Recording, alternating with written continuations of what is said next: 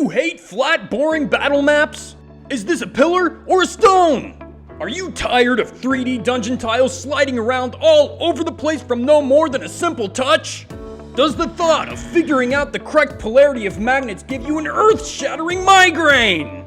Introducing the Mega Tile, featuring a 2x2 shape with intricate foam detailing, with a 3D printed square base from OpenForge on Thingiverse. This revolutionary technology has all the detail of foam tiles with none of the frustration. No more fear of moving your minis. Pick them up and throw them around with ease. Set up the Mega Tile system in one simple step. Click, and you're done. Keep going to build an entire dungeon floor. Great for Dungeons & Dragons, Pathfinder, and even Ironsworn. To learn how to build these tiles, all you need to do is enroll in our monthly course for... Just for record, these are my new magnetic tiles that I will have a video about. Oh, cool.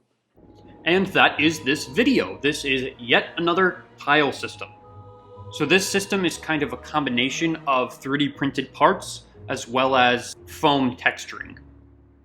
So I found these OpenForge bases on Thingiverse from a guy named Devin Jones. He has a bunch of files like this online, and he's got all kinds of things that you can glue right on top of these.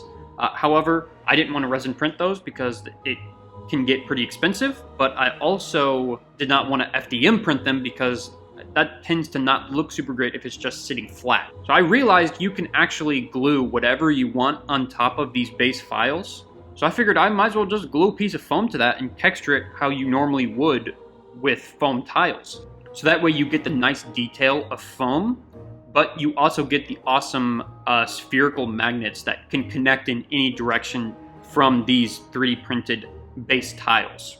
I would recommend that you scale these tiles up just a little bit, probably by 5%, to make those 5mm magnets fit a little easier inside the slots.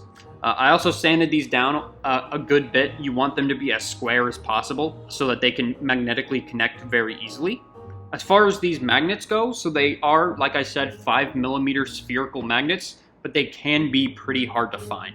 I found them on a website called AliExpress, which is a little bit of a weird website. It feels a little scammy, but, you know, it did come. It took a little long and shipping was kind of expensive, but it is here, so I can mostly recommend that website. So the process of building these are pretty straightforward. So just cut out a square piece of foam that's about the size of the tile, put the magnets on, and glue that piece of foam on top. What's great about these tiles is for any like super glue that kind of squishes out, generally it goes into the little slots on the ends of where you put the super glue. So for the most part, it won't get on any of the magnets, but do be careful putting that piece of foam on top, because if you move it around too much, some of the super glue can get into those slots with the magnets, which can result in some dead magnets, which is pretty annoying. So try to avoid that if you can. Once you have the foam glued on top, you can texture it however you want. I did basic stone texture for these, kind of like a natural cave terrain. You could also do like cobblestone bricks. I also love the idea of doing like really cracked and broken stones on some of them that can be used as difficult terrain. And what's great is you can make a bunch of different tile sets and mix them all together. So if I was going to make another tile set in the future, I would use this same tile set. That way they would be compatible. All in all, I'm very happy with how this project turned out. Tiles are one of the most useful things you can have in a tabletop game, and we already use them all the time. There's a bunch of different types of tile systems out there. This is just a system that I've found works best for me. If you want to see these tiles in action, you can watch our Ironsworn show.